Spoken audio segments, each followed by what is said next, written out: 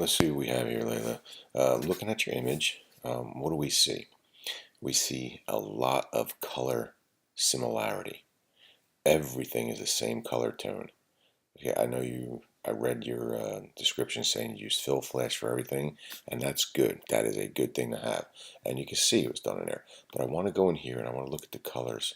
I want to look at the color balance, and as we look at the color balance, we see a lot of yellow.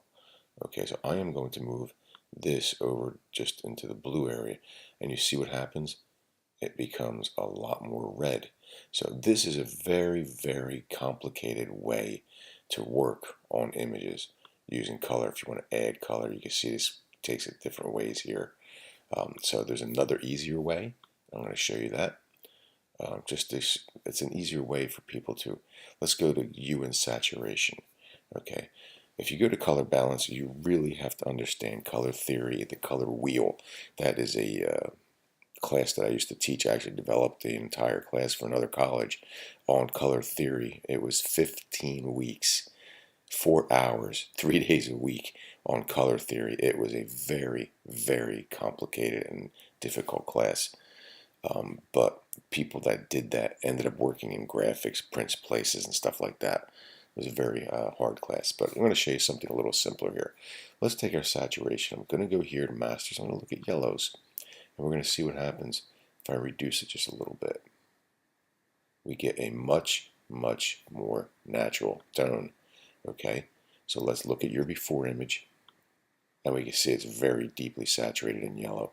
Here, the colors look so natural, so neutral. Okay, now as we look, we see her shirt, supposed to be, I believe, a black shirt, but let's see what happens when we go to levels, and I'm going to bring this over for a little bit of contrast. Look what happened when I did that. We didn't lose anything, but we've gained a lot in our contrast area. And here's my other slider for my highlights, just brightening up my image a little bit, as you can see. And that's the image that looks totally corrected. As you can see, the color was adjusted, the brightness was adjusted, the contrast was adjusted, and this is your before, and then we come down to this, and we see a very accurate neutral image. Okay, so let's go to the next one. I'm going to close this one out. I need to see what I'm doing here. Where did it go? Let's go to that one. There we go. Okay, same thing here. I don't really know if we need the stools in here. Our work is over here. And so let's make this into a portrait instead of a landscape. I'm going to crop this up like this. And now we have a really nice portrait mode. I think I can even crop a little bit further because I really don't need all that under there. There we go. And that kind of just makes the image much, much stronger. Here's your original image where we have these bright areas reflecting back, and my eye keeps going here, and when my eye goes here, my eye goes here, right to the stool. I barely look at what this is. I know she's drawing these. I know this is her subject matter. It's just this brightness right in here is distracting. Okay, this image could work either way. I happen to prefer this. This does show the actual drawing right here that she's doing, which could be utilized, but I would probably take a different shot for that. This concentrates us more on what she is doing. So as we do this, I'm going to go to my levels again. There's my levels, and we can see we're missing a lot of information here. So I'm going to brighten this up.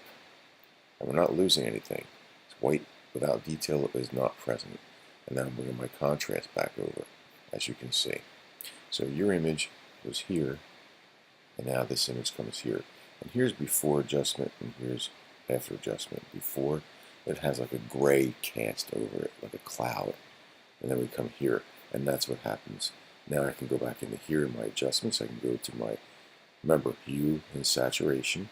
I could desaturate everything right now if I wanted to. But you see it takes color out of everything. So we go back to 0. I'm going to go to my yellows because that's what's causing this. I'm going to drop it down right around here. And as you can see, it took the total tonal area out that was very present. You can see in the walls and in her hand right there. Okay, so there's a more neutral and adjusted color on there. the images do work. You're doing good with this. I like this much better. You can see the hand, you can see the partial face in here. The lighting is good. Another one here. This image just works. I like the way it is. The concentration is what does it. Okay, if we really don't want to have all this around her, I can make this even more concentrated. I'm going to show you how by cropping it in this manner. Okay, I can have an image just like this, and you get to see the total concentration of her in there. So this is an either way. It works either way, but I just want to show you some different availables. And I'm going to go to my hue and saturation again, and you're going to see it again as we drop down this yellow and it becomes more neutral. And then I come into my levels, and you can see there's only one spike. This spike right here, this spike, when you see this, look in your image for one very, very bright area. Okay, that might be this little hot spot right here, or this line right here. Okay, I'm going to slide this over, and you can see I'm brightening up this entire image, and now there's no contrast right here. I'm bringing this over, and we'll see how this image really pops. Going from here, again, that gray cast, over to here, and you see such a different image, much more impact. Okay, so I'm hoping that you see how these images are working out, how much that has changed. Another nice image, her setting up, which was a good one, but we don't need all of the easel. Okay, what we really need, I'm going to crop this. Let me bring this side in first. What I'm trying to do, let me bring this up a little bit, right around here. I think that works as a nice image, nice and strong. There's a nice diagonal, shows you the connection, and we don't have everything around us that we have here. Now here's your original image. You can see how yellow and everything, and how just the color balance is not there. But here, that image becomes much, much stronger. Okay, again, color balance. I think you're learning how to do that. And we had other images in here that I did like, but the ones you picked were very good. I like the way they came out. These are more of just the hands and showing the tools, which really doesn't. If you were doing a 15 image slideshow presentation or something like that, yes, include something like this in there, the hands in here.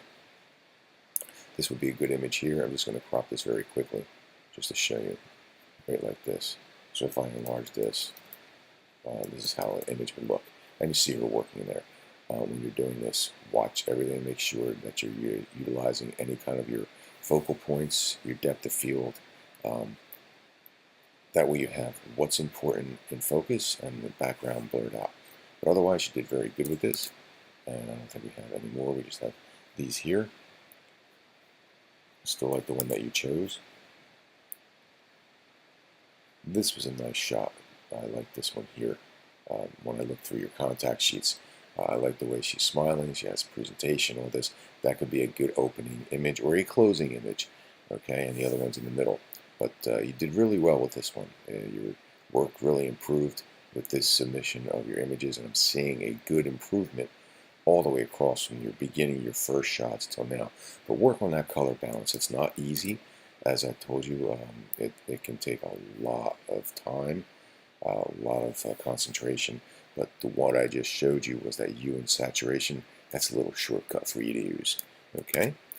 I think we just have your statement, and that was that. The way I would have to see this, I would go to my layers. I go to a flatten image, and you'll see it goes like that. All right? Because it's on 2 layers when you do a PDF like this. So I like the work. You did a good job. Keep the work up and include the adjustments for your upcoming images.